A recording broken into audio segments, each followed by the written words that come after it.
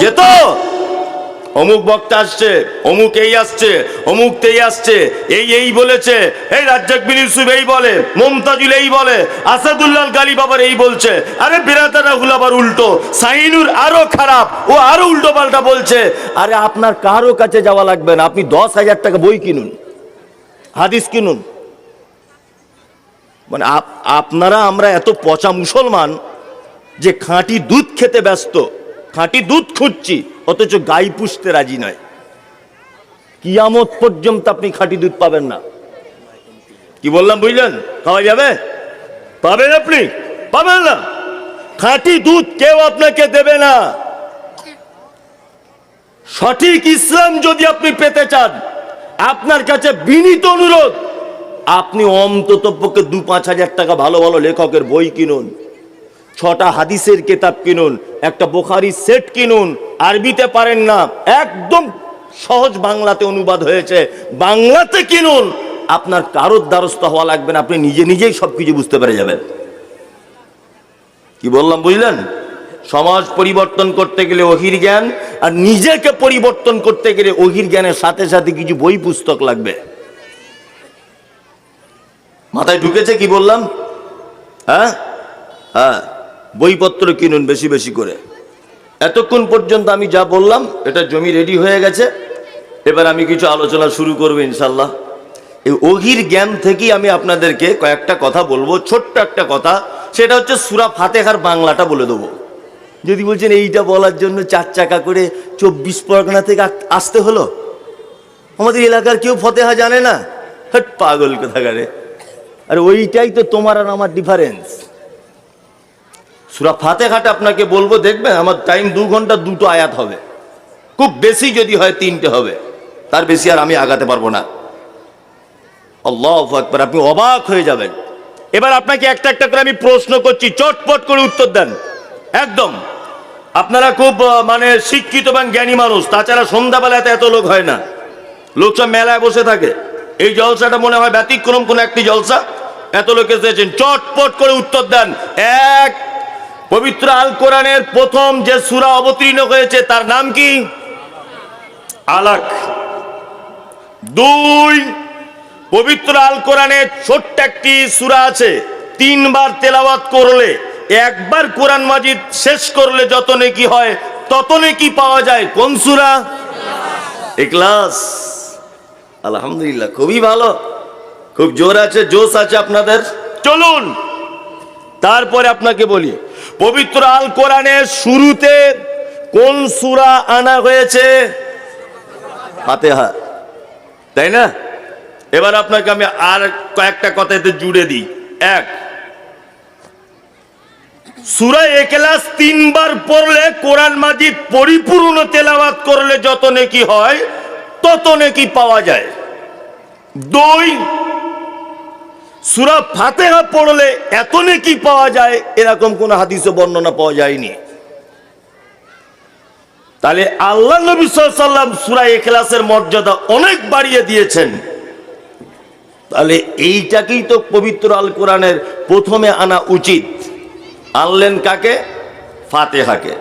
তবে আল্লাহ রাসূল এই কথা বলেছেন, পবিত্র আল কোরআনে এমন একটি সূরা আছে 7 আয়াত বিশিষ্ট, যা তাওরাতে অবতীর্ণ হয়নি, যা ইনজিলে অবতীর্ণ হয়নি, আর যা পৃথিবীর অন্য কোন আসমানি কিতাবে নেই, সেটা কোরআন মাজিদে আছে, তার নাম ফাতিহা।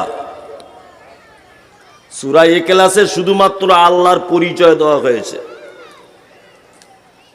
আর ফাতিহাতে টোটাল কোরআন মাজিদে যা কথা আল্লাহ বলেছে সব ফাতিহাতে ঢুকিয়ে দিয়েছে, সব। তাহলে বলুন, টোটাল কোরআন মাজিদে যে কথা, এই কথা যদি ফাতিহায় ঢোকানো থাকে, তাহলে এই সূরা একদিনে শেষ করা সম্ভব? সম্ভব? কোনোদিন সম্ভব নয়। সর্বপ্রথম আপনাদের বলে রাখছি যে এই সূরার কয়েকটি নাম আছে, বেশ কয়েকটি। তার মধ্যে একটি হচ্ছে উম্মুল কিতাব। সূরা ফাতিহা সম্পর্কে আজকে তথ্যগুলো নেন। উম্মুল কিতাব, শব্দের অর্থ কি? মা, তাই না? মা। মা এর বাংলা অর্থ কি? কেন্দ্রবিন্দু। কি বললাম বুঝলেন? কেন্দ্রবিন্দু বা সেন্টার, আমি মুমতাজুল ইসলাম, আমার এক বেটা, আমার এক বেটি। আমার বেটা বেটি যদি পিছনে আস্তে আস্তে আস্তে আস্তে করে আসি, তাহলে আমাদের বাড়ির সেন্টার কে? আমার মা, তাই না? আমাদের বাড়ির মূল উৎপত্তি, এতগুলো বাচ্চা কাচ্চার আবির্ভাব কার মাধ্যমে? ওর মায়ের মাধ্যমে। কাবাকে কি বলা হয়? উম্মুল কুরা, অর্থাৎ গ্রাম সমূহের সেন্টার। সারা পৃথিবীর বিভিন্ন জায়গা থেকে মানুষ ওখানে যায় হজ পালন করতে, এই জন্য ওটাকে বলা হয় উম্মুল কুরা, গ্রাম সমূহের সেন্টার। আর একটি নাম আছে, তার নাম সূরাতুশ শিফা, আরোগ্য দানকারী সূরা। প্রতিটা রোগের আরোগ্য দান করে কে? ফাতিহা। ওই যে হাদিস শুনেছেন যে সাহাবীরা সাপে কাটা রুগীকে সূরা ফাতিহা বলে ফুঁক দিয়েছেন, তার বিষ নেমে গেছে। শুনেছেন না বিস্তারিত ঘটনা? শুনেছেন তো? এটা এখনকার কোন মৌলবীকে দিতে বলুন তো, ও বিষ মাথায় উঠে ছটফট করে মারা যাবে। যাবে না? ফাতিহা আজও আছে, সেই লোকগুলো আজ আর নেই। কি বললাম বুঝলেন? ফাতিহা আজও আছে, সেই লোকগুলো আজ আর নেই। এর অনেক নাম। এর আরেকটা বৈশিষ্ট্য হচ্ছে এই, আমি সালাত আদায় করলাম, আল্লাহু আকবার, সূরা ফাতিহা বলার পরে আমি একটা সূরা তেলাওয়াত করছি। কি? লাইসাল বিররা আন তুওয়াল্লু উজুহাকুম কিবালাল মাশরিকি ওয়াল মাগরিব, সূরা বাকারার একটি আয়াত। ফাতিহার পরে বাকারা সূরার মাঝখান থেকে তেলাওয়াত করলাম। বলুন তো আমার সালাত হবে কি হবে না? হবে? হবে। যেখান থেকে ইচ্ছা আমি তেলাওয়াত করতে পারি। ব্যতিক্রম একটি সূরা আছে, তার নাম ফাতিহা। কেউ যদি মনে করে আল্লাহু আকবার, ইহদিনাস সিরাতাল মুস্তাকিম সিরাতাল্লাযীনা আন'আমতা আলাইহিম, চলবে? চলবে না। রাসূল সাল্লাল্লাহু আলাইহি ওয়াসাল্লাম বলেছেন 7টি আয়াত 7 নিঃশ্বাসে তেলাওয়াত করবে। খুব ধ্যান দিয়ে শুনবেন, এতে অনেক তথ্য আপনাকে আমি আজকে দেবো। নাম্বার 2, পৃথিবীতে এমন কোন গদ্য পদ্য উপন্যাস কবিতা নেই যে যেটা একাধিকবার শুনতে ভালো লাগে। লাগে? লাগে না। মোবাইলে দেখছেন, সোশ্যাল মিডিয়া, সবাই। কিছুদিন আগে একটা লোক ভাইরাল হয়েছিল, সে বাদাম না কি বলছে, ওর ঠেলা তার মোবাইলে ঢোকাই যাচ্ছিল না। ওকে আর দেখা যায় না। এখন দেখা যায়? দেখা যায় না। তার মানে ওটা মানুষের কাছে 2-4 দিন 5 দিন ভালো লেগেছিল, এখন আর লাগে না। আপনি যেদিন ছোট্ট ছিলেন, আপনার হাত ধরে, বাবার হাত ধরে মসজিদে গিয়েছিলেন, সেই দিন ইমাম সাহেব প্রথমেই আল্লাহু আকবার আলহামদুলিল্লাহি রাব্বিল আলামিন, এই 7 বছর শুনেছেন। বয়স একটু বেড়ে 20 বছর হয়েছে আপনার। আপনি ভাবছেন শুধু আমাদের গ্রামে মনে হয় ফাতিহা। হট, ভালো লাগছে না, দিল্লি চলে যাই। দিল্লির জামে মসজিদে গিয়ে নামাজ পড়ছেন, একই একই না? আবার মনে মনে ভাবছেন দিল্লিতে একই, তাহলে মনে হয় ভারতের বাইরে আলাদা হবে। আপনি চলে গেলেন এখন ধরে নেন ওই ইয়েতে, মক্কাতে, ওখানেও দেখবেন আব্দুর রহমান আস-সুদাইস তিনি তেলাওয়াত করছেন প্রথম সালাতের শুরুতেই ফাতিহা। কোন মানুষ বিরক্ত হয়েছে কোনোদিন? আপনি কোনোদিন বিরক্ত হয়ে বলেন ইমাম সাহেবকে যে আজকে একটু কুলুহ দিয়ে শুরু করো? না, কোনো জায়গা নেই। একটা মারাত্মক আশ্চর্য মুজিজার ভিতরে একটি মুজিজা হচ্ছে এই যে একাধিকবার তেলাওয়াত করলেও মানুষ কখনোই বিরক্ত আসে না। এর আর একটা বৈশিষ্ট্য আছে। কি বৈশিষ্ট্য? মুহাম্মদ সাল্লাল্লাহু আলাইহি ওয়াসাল্লাম তিনি বলেন, লা সালাতা লিমান লাম ইয়াকরা বিফাতিহাতিল কিতাব, কোন সালাত সম্পূর্ণ হয় না সূরা ফাতিহা ছাড়া। কোন সালাত, জানাজা পড়বেন, সুন্নত পড়বেন, বেতের পড়বেন, ফরজ পড়বেন, নফল পড়বেন, যা কিছু পড়বেন, ফাতিহা ছাড়া, সূরা ফাতিহা ছাড়া নামাজ হবে না। কেমন অসম্পূর্ণ ফাতিহা ছাড়া সালাত? ছাগলের বাচ্চা মায়ের পেট থেকে জন্ম হয় 6 মাস হলে, 6 মাস মায়ের পেটে থাকে, তারপরে পৃথিবীর মাটিতে ও আসে। এখন 3 মাসে যদি বাচ্চাটা ভূমিষ্ঠ হয় মায়ের পেট থেকে, তাকে বাঁচানো সম্ভব? সে অসম্পূর্ণ বাচ্চা, তাই না? আল্লাহর নবী সাল্লাল্লাহু আলাইহি ওয়াসাল্লাম বলেছেন, সূরা ফাতিহা নাই যার সালাতে, ওর সালাত এই রকম অসম্পূর্ণ। সূরাতে আছে কি? কি আছে এবার আপনাকে একটা একটা করে আয়াত বলি আর আমি এগিয়ে যাই। জি চলুন, প্রথমে দাঁড়িয়ে কি বলি? আল্লাহু আকবার। আল্লাহুম্মা বাঈদ বাইনি ওয়া বাইনা খাতায়ায়া কামা বা'আদতা বাইনাল মাশরিকি ওয়াল মাগরিব, এটা বলে নি। তারপরে কি? আউযু বিল্লাহি মিনাশ শাইতানির রাজীম, বিসমিল্লাহির রহমানির রহিম। আর একটা কথা মাঝখানে বলে দিচ্ছি, এটা শিখে রাখুন। কোন সূরার প্রথম থেকে যদি কেউ কোরআন মাজিদ পড়ে তাহলে আউযুবিল্লাহ বিসমিল্লাহ দুটো পড়তে হবে, এগুলো জেনে রাখুন।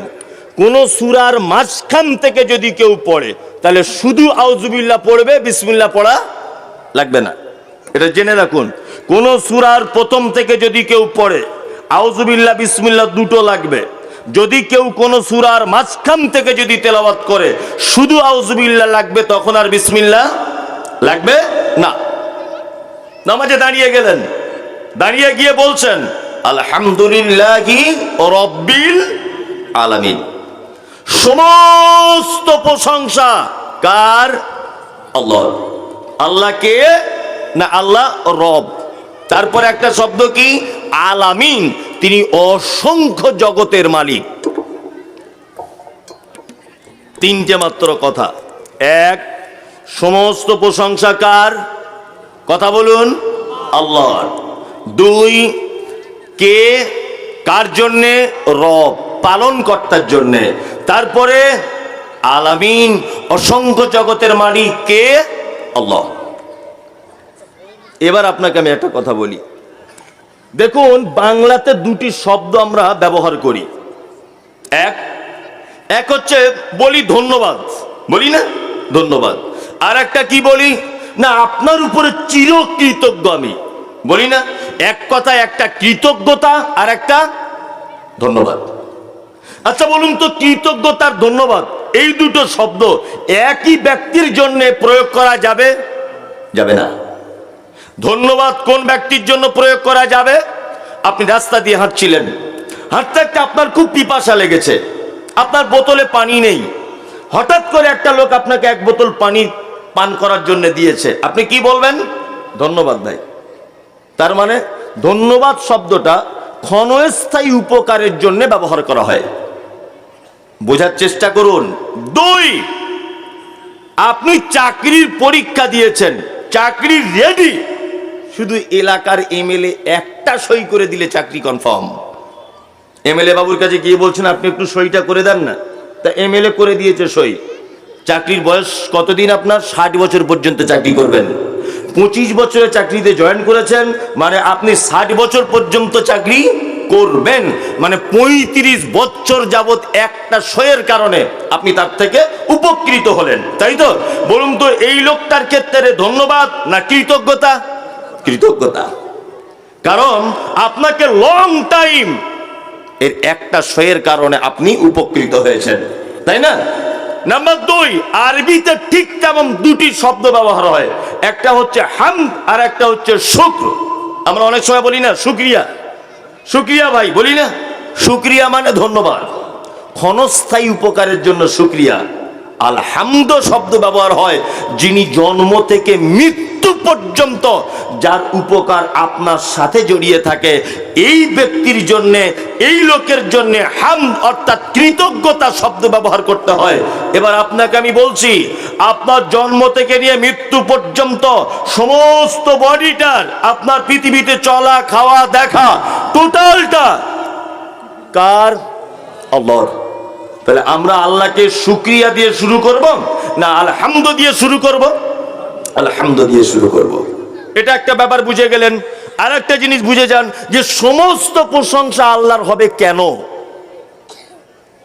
আমি একজন রাঁধুনি, খুব ভালো বিরিয়ানি রান্না করতে পারি।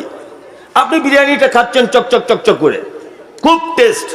আচ্ছা, অ্যাকচুয়ালি আমাদের চিন্তা ভাবনাতে বলুন তো বিরিয়ানিটা খাবার সময়তে কার প্রশংসা হওয়া উচিত? না, রাঁধুনির। ভুল বললেন আপনি। আমরা খেতে খেতে বলি না সত্যি রাঁধুনিটা হাতে মজা আছে, বলি কি বলি না? সব জায়গায় আল্লাহ আল্লাহ আপনি বলতে যাচ্ছেন কেন? একটু বুঝে বলুন। এটা একটা কাঠের ফার্নিচার, ভালো করে বুঝুন। আল্লাহর প্রশংসা বটি, ওটা আমি বোঝাচ্ছি আপনাকে, কিন্তু আমরা যেটা করি এটা একটা কাঠের ফার্নিচার, খুব ডিজাইন করে চারিদিকে এই টেবিলটাকে তৈরি করা হয়েছে। বলুন তো অ্যাকচুয়ালি প্রশংসার দাবিদার বা প্রশংসার হকদার কে? মিস্ত্রির। এটাই কিন্তু স্বাভাবিক। আমি একজন মিস্ত্রি, আমি একটা বড় প্ল্যান করে দুতলা বাড়ি ডিজাইন করে তৈরি করেছি। বলুন তো বাড়িটা দেখার পরে প্রশংসা যদি হয়, তাহলে আমি মুমতাজুল ইসলাম মিস্ত্রি, আমার হবে কি হবে না? হবে। কিন্তু আল্লাহ তাআলা শব্দ ব্যবহার করে দিয়েছেন আলহামদুলিল্লাহ। যাবতীয় প্রশংসা কার? আল্লাহ সুবহানাহু ওয়া তাআলা। এটা একটু কেমন লাগছে না যে আমি এত সুন্দর করে ফার্নিচারটা বানালাম আর প্রশংসা আল্লাহর হবে? হ্যাঁ, আমি 1 কোটি টাকা দিয়ে একটা BMW গাড়ি কিনলাম, আমি রোড ট্যাক্স দিলাম, আমি গাড়ির টাকা দিয়ে কিনলাম, ড্রাইভার আমি বেতন দিয়ে রাখলাম, অথচ 1 কোটি টাকার গাড়ি দেখে প্রশংসা করতে হবে কার? আল্লাহ। এটা ব্যাপারটা একটু কেমন লাগছে না? কেমন লাগার কিছুই নেই বন্ধু। আপনাকে বলছি, প্রত্যেক কাজের শেষ পর্যন্ত যদি আপনি পৌঁছে যান, দেখবেন সেখানে স্রষ্টা ছাড়া আর কাউকে খুঁজে পাওয়া যাবে না। আমি যে কাঠের মিস্ত্রি, যে কাঠ দিয়ে ফার্নিচার বানিয়েছি, বলুন পৃথিবীর কোন মেশিনের সাহায্যে 1 কিউবিক কাঠ তৈরি করা সম্ভব না। কাঠ কোথা থেকে হয়? গাছ থেকে। গাছ কার দান? আল্লাহর দান। আপনি 1 কোটি টাকা দিয়ে যে BMW গাড়িটা চাপছেন, গাড়িটা পেট্রোলে চলে, পৃথিবীর কোন মেশিনে পেট্রোল আবিষ্কার করা সম্ভব নয়। এটা আপনি গাড়ি চাপবেন বলে আল্লাহ সুবহানাহু ওয়া তাআলা আগে থেকে পেট্রোল মাটির তলাতে রিজার্ভ করে রেখে দিয়েছিল। আপনি যে কোটি টাকা দিয়ে বাড়ি করেছেন, বাড়িটা ইট দিয়ে গাঁথনি করা আছে। ইট কি থেকে হয়? মাটি থেকে হয়। মাটি কার দান? আল্লাহর দান। আপনার বাড়িতে যে ঢালাই দেওয়া আছে পাথর, পৃথিবীর কোন মেশিনে এটা তৈরি করা সম্ভব নয়। আপনি যে বিরিয়ানি খেয়ে প্রশংসা আল্লাহর হবে না কেন? এই যে চাষি ভাই চাষ করেছে মাঠে, শুধু তো মাত্র মাটিতে একটা ধান ফেলে দিয়ে এসেছিল, তার থেকে বাসমতি চাল এত বড় বড়, এটা কার আবিষ্কার? কার সৃষ্টি? আল্লাহ সুবহানাহু ওয়া তাআলার। ওই জন্য বোঝা যাচ্ছে যে এক পর্যায়ে শেষ পর্যন্ত যদি আপনি পৌঁছে যান, আল্লাহ ছাড়া আর কাউকে খুঁজে পাওয়া যাবে না। কিছুদিন আগে শুনছিলাম সোশ্যাল মিডিয়াতে যে বাংলাদেশের কে নাকি নাস্তিক হয়ে গেছে, বেরাদার রাহুলের সঙ্গে ডিবেট করছিল। হ্যাঁ, আমি মুমতাজুল ইসলাম বলছি, পৃথিবীর কেউ নাস্তিক হতে পারে না। অন্তত পক্ষে শিক্ষিত মানুষ নাস্তিক হতে পারে না। শিক্ষিত সে যদি বলে যে আমি নাস্তিক, এই মুমতাজুল ইসলাম বলবো তুমি নাস্তিক নয়, তোমার মাথাতে গোবর ভরা আছে। নাস্তিক তো নয়, নাস্তিক হলেও একটা লাইনের ছিল, তুমি নাস্তিকের থেকেও নিকৃষ্ট।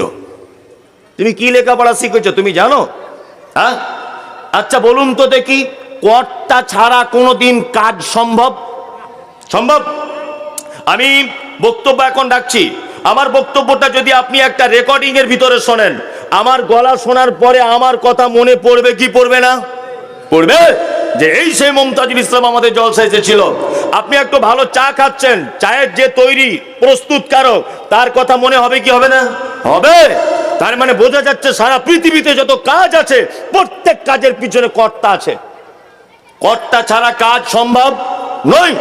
প্রত্যেক দিন পূর্ব দিকে সূর্য উঠে পশ্চিম দিকে নিজ টাইমে আবার অস্ত চলে যাচ্ছে, ডুবে যাচ্ছে। এই যে তারকাগুলি উঠছে, এই যে চাঁদ নির্দিষ্ট টাইমে উঠছে, এই যে আষাঢ় মাসে টাইম হলেই আসমান থেকে বৃষ্টি শুরু, এই যে জানুয়ারি মাস ডিসেম্বর এলেই অটোমেটিকলি ঠান্ডা। বলুন তো এটা একটা কাজ কি কাজ নয়? কাজ তো। প্রত্যেকদিন সূর্যটা তুলে আবার ডুবিয়ে দেওয়া একটা কাজ কি কাজ নয়? তাহলে এর পিছনে একজন কর্তা থাকতে হবে কি হবে না? হবে। তাহলে তুমি নাস্তিক হলে কি করে তুমি গরু হতে পারো? তুমি নাস্তিক হতে পারো না। তাহলে এক কথা বোঝা যায়, সমস্ত ব্যাপারে শেষ পর্যন্ত পৌঁছে গেলে খুঁজে পাওয়া যাবে কাকে? আল্লাহ সুবহানাহু ওয়া তাআলাকে। আমরা এই জায়গাগুলো খুব ভুল করি না? কয়েকটা ভুল আপনাকে ধরিয়ে দিই। এক, আপনি নামাজে বললেন আলহামদুলিল্লাহি রাব্বিল আলামিন, আল্লাহ যাবতীয় প্রশংসা হলো তোমার। নামাজে বলে এলেন সালাত এইমাত্র, তাই না?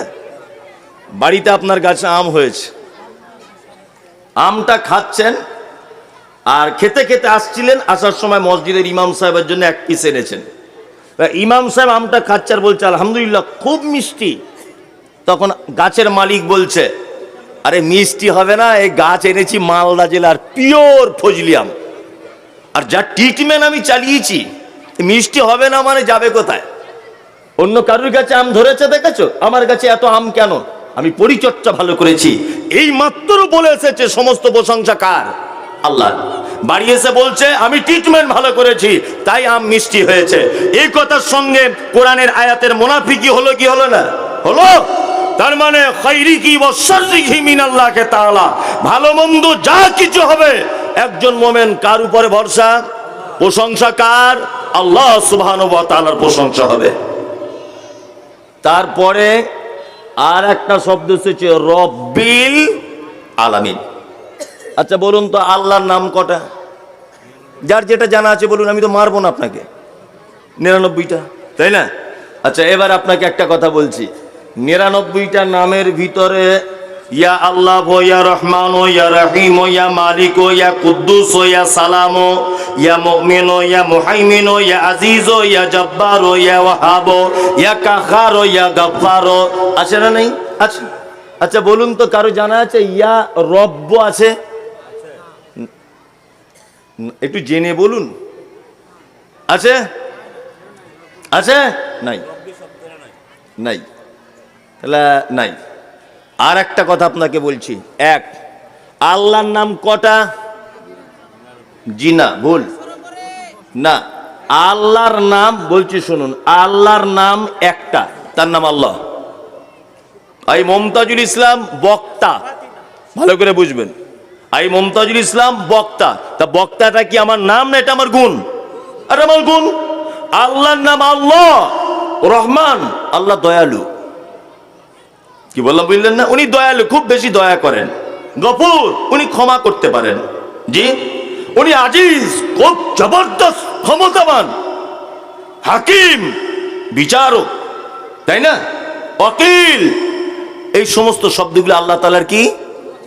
গুণবাচক, গুণ আল্লাহ তাআলার। তাহলে নাম কে? আল্লাহ। আচ্ছা এইবার আপনাকে একটা কথা বলছি, আল্লাহর নাম আল্লাহ, 99টা নামের ভিতরে রব নেই, আছে? নেই। এবার আপনাকে বলছি তাহলে রব এলো কোথায়? এটা তাহলে জানতে ইচ্ছা করে, রব তাহলে এলো কোথা থেকে? আপনাকে এবার আমি বোঝাচ্ছি একটা জিনিস দিয়ে। আল্লাহ রহমান, রহিম, জব্বার, খালিক, মালিক, ওয়াহাব, কাহার, মুহাইমিন, মুমিন, যত নাম আছে আল্লাহ সুবহানাহু ওয়া তাআলার, টোটাল নামের যে গুণ, আল্লাহ সুবহানাহু ওয়া তাআলা রবের ভিতরে সব গুণ ঢোকানো আছে, তার মূল নাম রব। প্রমাণ এই দেখুন, আপনাকে দেখায়। আল্লাহ তাআলা আদম আলাইহিস সালামকে তৈরি করলেন, তৈরি করার পরে কি বললেন? আলাস্তু বিরব্বিকুম, আমি কি তোমাদের রব নয়? এটা বলেছিল কি বলেনি? বলেছে। তাহলে আমাদের কাছ থেকে প্রথম স্বীকৃতি নিয়েছেন আল্লাহ, নিজেকে আল্লাহ বলে না রব বলে? রব। চলে গেলেন পৃথিবীর প্রথমে জেনে গেলেন, একদম শেষ কবরে প্রশ্ন করা হবে কি? প্রথমে মান রব্বুকা, তোমার রব কে বলো? ওখানে বলা আছে তোমার আল্লাহ কে বলো? না। শুধু এই নয়, আপনি সালাত আদায় করবেন, নামাজে দাঁড়িয়েছেন, হাত বেঁধেছেন, আল্লাহু আকবার, আলহামদুলিল্লাহি রব্বিল আলামিন, এখানে একবার রব হয়ে গেল। আপনি রুকুতে গেলেন, কি দোয়া বলবেন? সুবহানা রব্বিয়াল আযীম। রুকু থেকে উঠলেন, আবার বলবেন কি? রব্বানা লাকাল হামদ, বলবেন না? আবার সিজদায় গেলেন, কি বলবেন? সুবহানা রব্বিয়াল আলা। এইখানেও রব। শুধু এই নয়, আপনি দুনিয়াতে কর্মজীবনে বিপদে পড়েছেন, অভাবে পড়েছেন, অসুখে পড়েছেন, যত রকমের আপনার বিপদ থাক না কেন, আল্লাহ কোরআন মাজিদে যত দোয়া করতে বলেছে, বান্দা আমাকে ডাক, প্রত্যেক জায়গাতে আল্লাহ বলে শুরু করা হয়নি, প্রত্যেক জায়গাতে রব বলে শুরু করা হয়েছে। আল্লাহ বলেছে বান্দা আমাকে ডাক, রব্বানা আতিনা ফিদ দুনিয়া রব্বানা লা তুযিগ কুলুবানা রব্বানা হাব লানা রব্বানা যালামনা আনফুসানা রব্বানা হাব লানা রব্বানা দিয়ে সব জায়গাতে আল্লাহ ডাকতে বলেছে। তার মানে বোঝা গেল আল্লাহর নাম আল্লাহ, তার গুণনাম হচ্ছে সিফাতি নাম রহমান রহিম জব্বার কাহার। এই এতগুলো নাম রবের ভিতরে ঢোকানো আছে, সব রবের ভিতরে আছে। এবার আপনাকে আর একটা মজার জিনিস বলি, রবের বাংলা মানে কি? জি, এখন তো 7:30 বাজে। ঠিক আছে, আচ্ছা কি পারপাস ওটা? ও আচ্ছা ঠিক আছে, এখনো দেরি আছে। ওটা ওটা আমি ঠিক, আমার টাইম 8:30 পর্যন্ত, ও আমি ঠিক জায়গাতে চলে আসবো, ওসব টেনশন নেই। শুধু বলে দিয়েছেন এটা আলহামদুলিল্লাহ। হ্যাঁ, চুপচাপ থাকুন, আর আমাকে কেউ কিছু বলবেন না। হ্যাঁ, আমি ঠিক ঘড়ি দেখছি আর ঠিক টাইমে ওসব কাজ শুরু হয়ে যাবে। হ্যাঁ, যাই হোক, যে কথা বলছিলাম তাহলে হলো কি রব। আর একটা মজার ব্যাপার আপনাকে বলি, রবের বাংলা মানে কি বলেন তো? জি, রবের বাংলা মানে পালন কর্তা। আর একটা রবের ভিতরের দিকে ঢুকে আমি আর একটা কথা বলে দিচ্ছি। এক, রব মানে যাহার যেখানে যতটুকুন প্রয়োজন বিনা চাওয়াতে যিনি দেন তিনি হচ্ছেন রব। যাহার যেখানে যতটুকুন প্রয়োজন বিনা চাওয়াতে যিনি দেন তিনি কে? রব। আপনার বেটা হচ্ছে না, বেটা বেটি একটাও নেই, দিনরাত দোয়া করছেন, আল্লাহ আমায় একটা বেটা দাও, আমায় এখন আব্বা ডাক শুনতে পেলাম না। আপনার শাশুড়ি দোয়া করছে, আল্লাহ আমার মেয়ের মুখের দিকে একটু দেখো, সুন্দর একটা ছেলে দাও, একটা মেয়ে দাও। আপনার মা দোয়া করছে, আল্লাহ আমার বেটার জন্য একটা কিছু হয়, বা আমার বৌমা, সবাই দোয়া করছে, সবাই। ছেলেও হয়েছে। আচ্ছা, কেউ কোনোদিন দোয়া করতে করতে এই কথা বলে, আল্লাহ আমার যে ছেলেটা দেবে মাথার চুল যেন কালো হয়, হাতে যেন 5টা করে 10টা আঙ্গুল থাকে, পেচ্ছাপ করবে সেই রাস্তাটা যেন থাকে, চোখে যেন পাওয়ার থাকে, এরকম কেউ দোয়া করে? করে? করে না। আল্লাহ বলছে ওগুলো দোয়া চাওয়া লাগবে না পাগল, ওগুলো আমি এমনিতেই দিয়ে দেবো, তুই চাইবে না তাও। শুধু তাই না, আমার নাম রব। নাইজেরিয়ান দেখেছেন? নাইজেরিয়ানদের লোকগুলো একদম কালো, কুচকুচ কুচকুচ কুচকুচ করছে, ঠোঁটগুলো মাটির দিকে ঝোলা, চুলগুলো পাখির বাসার মতো। আপনার বেটা যদি এইরকম দেখতে হয়, কোনো মেয়ে বিয়ে করতে চাইবে? কেউ চাইবে না। আল্লাহ বলছে তুই চাসনি, তারপরেও এটা আমার জ্ঞান আছে যে মুর্শিদাবাদ জেলায় তোর বাড়ি, এখানকার ছেলে মেয়েদের যেমন দেখতে, যেমন গায়ের রং, ঠিক তোর বেটাকেও তেমন করে বানিয়েছি। নেপালে দেখেছেন নাকগুলো হয় এরকম, সবার সব ভোতরা না কি বলছে, এরকম নাক সবার। আপনার বেটির যদি এরকম নাক হয়, তা কেউ কোনোদিন বিয়ের জন্য ভালো ছেলে পছন্দ করতে চাইবে? সহজে চাইবে না। আল্লাহ বলছে আমার নাম রব। যাদেরকে নেপালে বানিয়েছি তাদের সব নাক এরকম, পশ্চিমবাংলায় যাদের বানিয়েছি তাদের সব সোজা, যাদের বিয়ে করতে সুবিধা হয়। কি বললাম বুঝলেন না? এর নাম কি? রব। দার্জিলিং এ কেউ গেছেন? দার্জিলিং হাত তুলুন, একজন হাত তুলুন। দার্জিলিং, আরে প্রচুর লোক তো জানি। আপনি এমনি যান, আপনি এমনিতে গেছেন, আর আমি মুমতাজুল ইসলাম ওখান থেকে গিয়ে মোটামুটি 1 ঘন্টার বক্তব্য রেডি করে নিয়ে এসেছি। আপনি তো এমনি গেছেন, আর আমি 1 ঘন্টার বক্তব্য রেডি করে নিয়ে এসেছি শুধু দার্জিলিং এ গিয়ে। আপনাকে রব দেখাচ্ছি, দেখুন দার্জিলিং থেকে। ওখানে গিয়ে রাস্তায় যে কুকুরগুলো ঘুরছে দেখলাম, আল্লাহর কসম তাদের গায়ের লোমগুলো দেখবেন এত বড় বড়। এই দেখেছেন কেউ? দেখেছেন? এত বড় বড়, ঠিক এত বড় বড় গায়ের লোম। আর মুর্শিদাবাদের কুকুরগুলো এইটুকুটুকু। কেন বলেন তো? এর নাম রব। আল্লাহ জানে যে মুর্শিদাবাদে বরফ পড়ে না, খুব মারাত্মক গরমও পড়ে না, এই জন্য এদের মিডিয়াম দিলে চলবে। কিন্তু দার্জিলিং এ কি বরফ পড়ে শীতের দিনে, মালিক বাড়িতে আরাম করে ঘুমাবে। আমি একটা কুকুর বলে প্রাণী তৈরি করেছি, তার তো কম্বল কাঁথা কিছু নাই, ওই জন্য আমি আল্লাহ আগে থেকে কম্বল সিস্টেম দিয়েই ওকে দার্জিলিং এ পাঠিয়েছি। সুবহানাল্লাহ বলুন। আল্লাহু আকবার। কি আশ্চর্য সৃষ্টি! রব, যার যেখানে যেটা প্রয়োজন চাওয়া লাগবে না, এমনিতে হয়ে যাবে। মেয়েরা দেখেছেন? মেয়েরা হাঁসের আর মুরগির বাচ্চা কি করে ফোটায়? মুরগির বাজুর তলাতে ডিম দিয়ে দেয়, দিয়ে বাচ্চা বার করে না? হাঁসেরও করে, মুরগিরও করে, কয় না? করে। হাঁসের আর মুরগির বাচ্চা একই দিনে বার হয় না, মুরগির 18 দিনে হয় আর হাঁসের 28 দিনে হয়, 21 দিন থেকে 28 দিন। তা এরা ধরে নেন দুজন একসাথেই জন্ম নিয়েছে, হাঁস আর মুরগি। জীবনে দেখেছেন যে হাঁসগুলো পানিতে নামছে, বলছে টুকটুক টুকটুক করে মুরগির বাচ্চাগুলো নেমে যাচ্ছে পানিতে? দেখেছেন? দেখেননি? কে শেখালো ওকে? কে?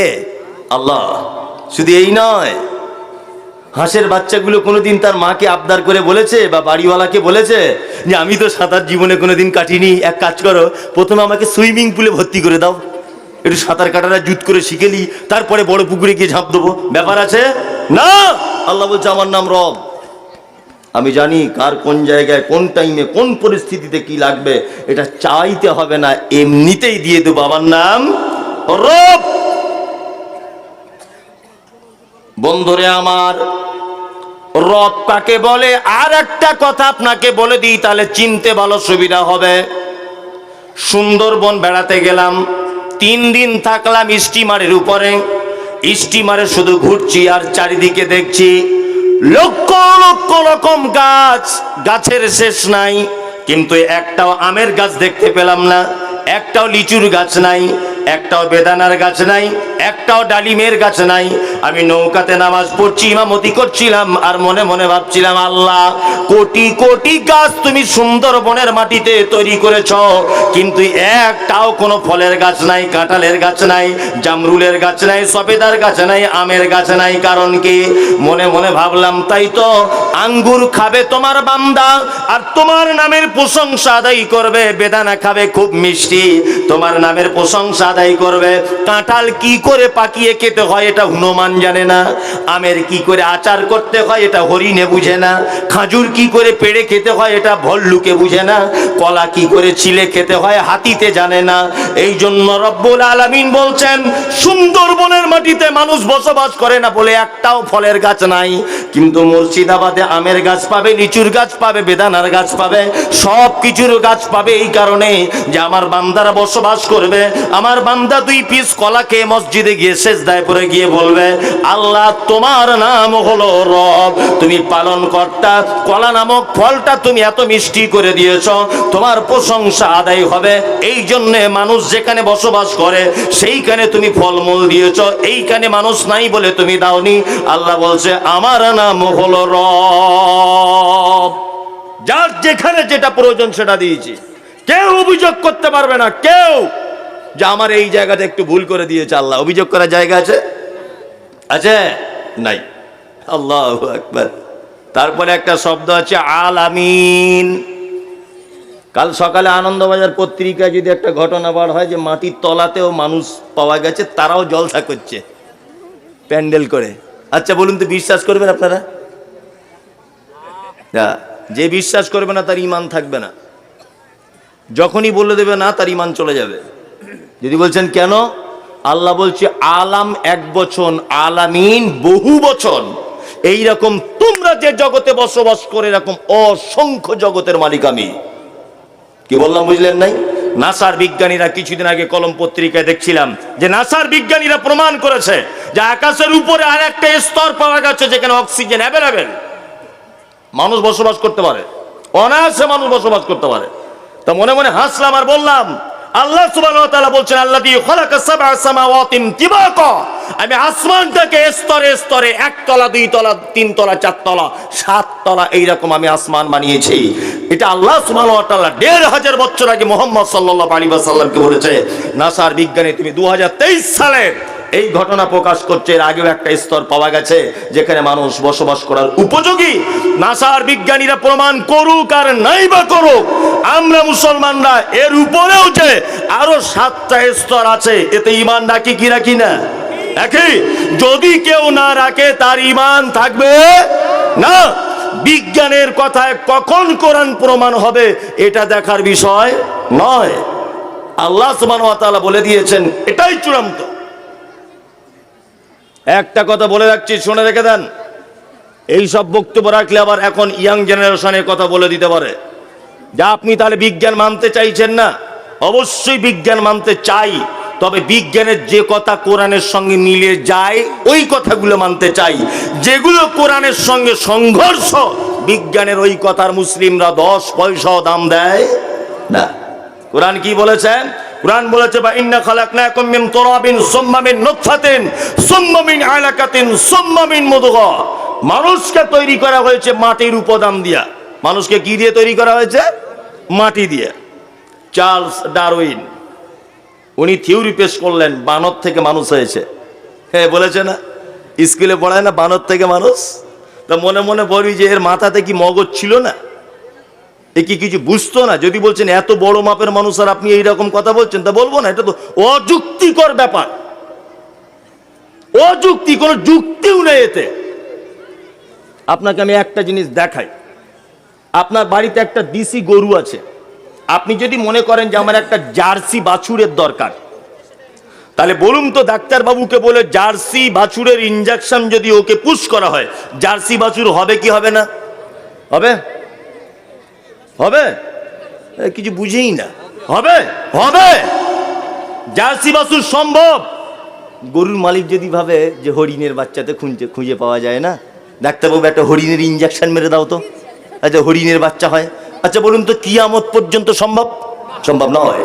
কারণ ওর দেহের ভিতরে শুধু গরুর তৈরি হওয়ার মেশিন ফিট করা আছে, হরিণের মেশিন ফিট করা নাই। আরে বানর তো একটা আলাদা ভিন্ন প্রাণী। বানর একটা ভিন্ন প্রাণী, তার থেকে কিভাবে মানুষ হতে পারে? সম্ভব। স্কুলে এখনো পর্যন্ত এই ক্যালেন্ডার টাঙানো আছে। একজন এইরকম করে আছে, আর একজন এইরকম, আর একজন এইরকম করে আছে, আর একজন দেখছে হাফ প্যান্ট পরে ন্যাংটো, তারপরে দেখছি একজন ফুল প্যান্ট পরে আছে। মানুষ স্কুলে এখনো পর্যন্ত রাখা হয়েছে। হ্যাঁ, তা আমি বলছি বানর থেকে যদি মানুষ হবে, তো এখনকার বানর থেকে একটা মানুষ হচ্ছে না কেন? এটাও তো একটা কথা। হ্যাঁ, তার মানে বোঝা যাচ্ছে চার্লস ডারউইনের এই থিওরি কোরআনের সঙ্গে সংঘর্ষ। এটা মানতে আমরা বাধ্য নয়। যদি চার্লস ডারউইন এ কথা বলতেন যে মাটি থেকে মানুষকে সৃষ্টি করা হয়েছে, অবশ্যই বৈজ্ঞানিক তত্ত্ব আমরা মানতে বাধ্য ছিলাম। আলামিন আল্লাহ তাআলা বলছেন অসংখ্য জগতের মালিক আমি। 2 নম্বর আয়াত শুরু হচ্ছে আর রহমানির রহিম। 2 নম্বর আয়াত। এটা ভালো করে আর একটু বোঝার চেষ্টা করুন। এই লোকটা বছরে 10,000 টাকা দান করে মাদ্রাসায়। আমরা ওকে কি বলবো? দানি, তাই তো? আমি করি বছরে 30,000 বা আমি করি 50,000, আমাকে লোক কি বলবে? দাতা। ওই যে আমার পিছনে যে লোকটা বসে আছে ও করে 1 কোটি, ওকে কি বলবে? দানবীর। কি বলবে? দানবীর। হাজী মোহাম্মদ মহসিনকে কি বলা হয়? দানবীর। তার মানে দানবীর মানে যার দান বেসুমার, তাই না? সবাই কিন্তু আমরা দান করেছি। এ 10,000, আমি 50,000, ও 1 কোটি, তাই না? তাহলে এ হলো দানি, আমি হলাম দাতা, ও হলো দানবীর। রহমান মানেও দয়া, রহিম মানেও দয়া, দুটোই দয়া, তাই না? তবে রহমান যে দয়াটা, এটা হচ্ছে বেসুমার দয়া, যার দয়ার কোনো শেষ নেই, কুল কিনারা নেই, ইনি হচ্ছেন রহমান। আর রহিম সীমাবদ্ধ কিছু নির্দিষ্ট মানুষের প্রতি যিনি দয়া করেন, তিনি হচ্ছেন রহিম। আর রহিম ইয়াউমাল কিয়ামত খাসসাতান, কিয়ামতের দিনে খাস বিশেষ ব্যক্তিদের উপরে তিনি দয়া করবেন। আর রহিম রহমান আম্মাতান ফিদ দুনিয়া, একেবারে আম ভাবে দয়া করেন। কে? আল্লাহ, তার নাম রহমান। সারা পৃথিবীতে যত মানুষকে সহযোগিতা করে, প্রত্যেক সহযোগিতার পিছনে স্বার্থ লুকিয়ে থাকে, তাই না? আপনাদের এলাকাতে কোন রাজনীতির দল চলে এটা আমি জানি না, আল্লাহর কসম আমি রাজনীতি করি না, বোঝানোর জন্য বলছি। আমি কংগ্রেসের এলাকার প্রধান। এখন ধরে নেন 10টা ঘর এসেছে। আচ্ছা বলুন তো, আমি সিপিএম এর লোককে দেবো, তৃণমূলের লোককে দেবো, না আমার দলের লোককেই দিব? আমার দলের লোককেই দিব। কারণ আমি জানি আমার দলের লোককে দিলে ও ভোটটা তো আমায় দেবে, আরো 5 জনকে আনবে, তাই না? তার মানে আমি আমার দলের লোককেই দেব, তাই না?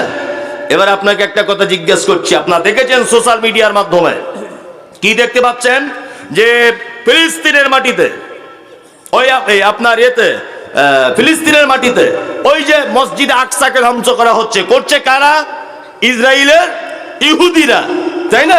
মসজিদ আকসার উপরে বোমা হামলা চালাচ্ছে, মসজিদ আকসা দখল করার চক্রান্ত চালাচ্ছে, কত নিরীহ মা বোন বাপ ভাইকে অকাতরে হত্যা করে যাচ্ছে।